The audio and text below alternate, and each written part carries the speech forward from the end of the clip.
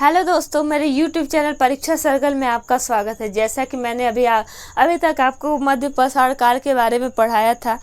पिछली वीडियो में आप देखे होंगे, आप कमेंट करिए उसमें जो भी चीज़ें समझ में नहीं आई। मैंने पिछली वीडियो में बताया था कि अगर आपको अच्छा लगेगा क्लास, अगर आप उससे संबंधित टेस्ट चाहते हैं तो आप कमेंट करिएगा, मैं आपको उससे संबंधित टेस्ट भी लाऊंगी। आप जैसा कमेंट करेंगे उसी के अकॉर्डिंग मैं पढ़ाना स्टार्ट करूँगी।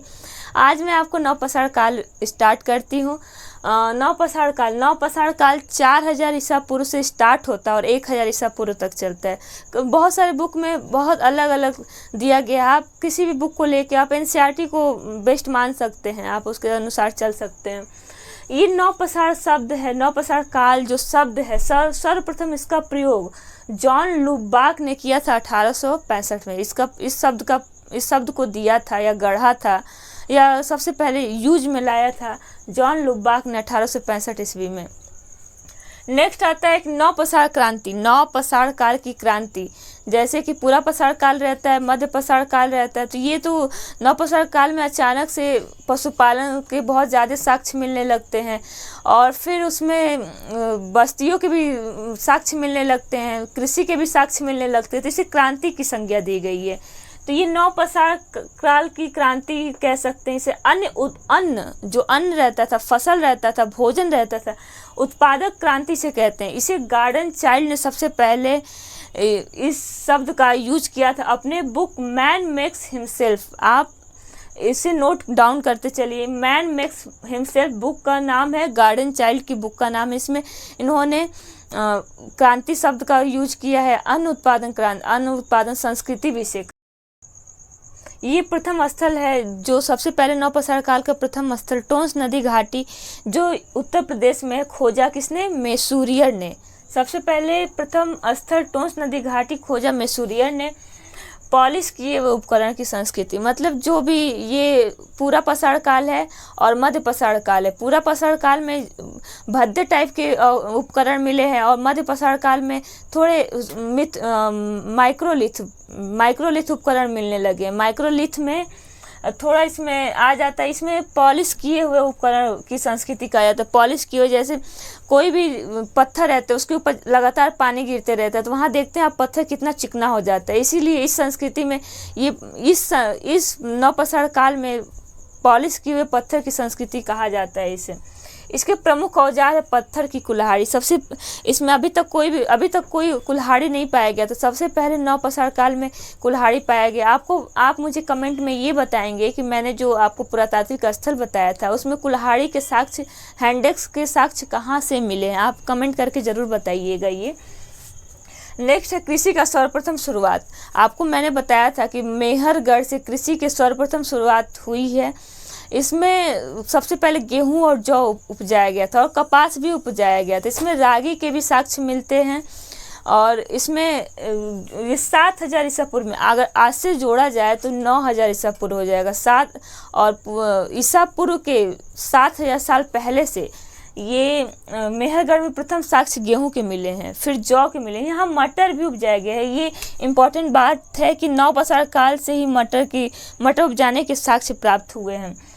और फिर नेक्स्ट है प्राचीनतम बस्ती। इसका भी मैंने आपको बताया कि सबसे प्राचीनतम बस्ती मेहरगढ़ जो बलूचिस्तान में पाया गया, पाकिस्तान के पास। भारतीय उपमहाद्वीप में, जो भारतीय उपमहाद्वीप है उसमें सबसे महत्वपूर्ण पूरा स्थल मेहरगढ़ है जो कि पाकिस्तान में है, बलूचिस्तान में।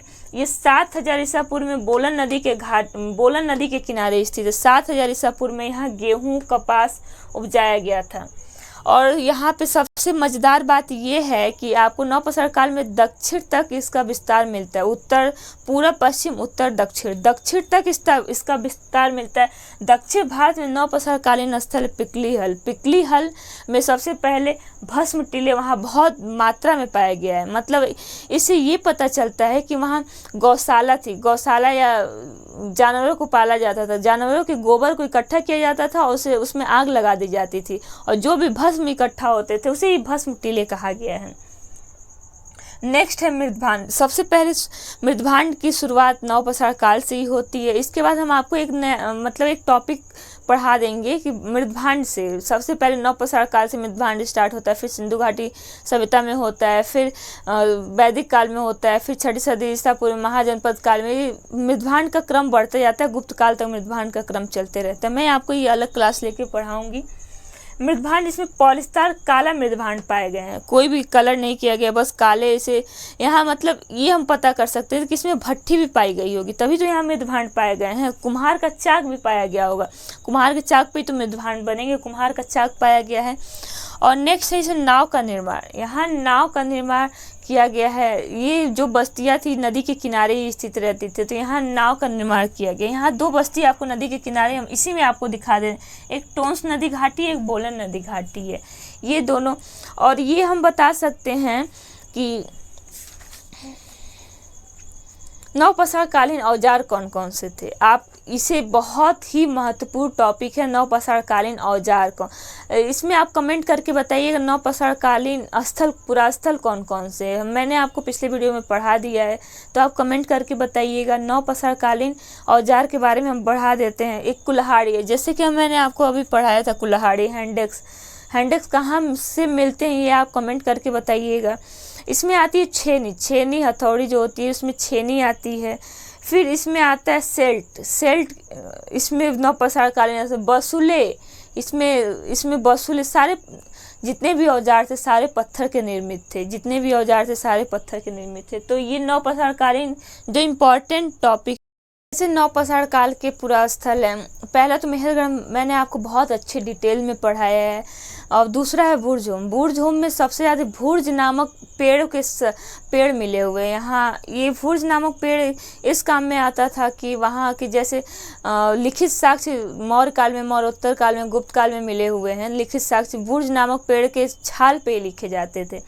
और जैसा कि हम बता सकते हैं कि वहाँ के जो भुर्जहोम के लोग थे, वो भुर्जहोम के जो लोग थे वो खुरदुरे धूसर मृदभांड, नवपाषाण काल के लोग क्या पॉलिस्टार किए हुए उपकरण का प्रयोग करते थे, पॉलिस्टार किए हुए काले मृदभांड का प्रयोग करते थे। वैसे ही भुर्जहोम के लोग खुरदुरे धूसर मृदभांड का प्रयोग करते थे। और उसके बाद एक नया आएगा गुफकराल जो दक्षिण भारत में है, और पिकली हिल दक्षिण भारत में है। ये सब पुरातात्विक स्थल है नवपाषाण काल के। आप जो भी पुरातात्विक स्थल है कमेंट में लिख दीजिएगा कि देखें हम आपको याद है कि नहीं, आप पूरा पुरातात्विक स्थल जानते हैं कि नहीं। अगर नहीं जानते तो मैं अगला क्लास ले लूँगी इस पर। मैंने पिछला क्लास आप पे इस पे लिया हुआ है कि जैसे कोल्डिहवा है, ये नवपाषाण कालीन ही स्थल है। कोल्डिहवा हो गया, दमदमा हो गया, महदहा हो गया, इसमें सराय नहार हो गया, बागोर हो गया। बागोर तो मध्यपाषाण काल में स्थल में ज़्यादा में काउंट होता है, लेकिन नवपाषाण काल में भी इसमें बागोर में साक्ष्य मिले हुए हैं। इसमें बिहार में सारण जिले में जो चिरौद है, ये नवपाषाण कालीन स्थल के महत्वपूर्ण स्थल है। नवपाषाण काल के महत्वपूर्ण स्थल, यहाँ बारहसिंगा हो गया, हिरन हो गया, इसके सिंहों के उपकरण के साक्ष्य मिले, सिंह के उपकरण बनाए जाते थे। तो यहाँ तक दोस्तों मैंने आपको जो भी पढ़ाया है आप याद करते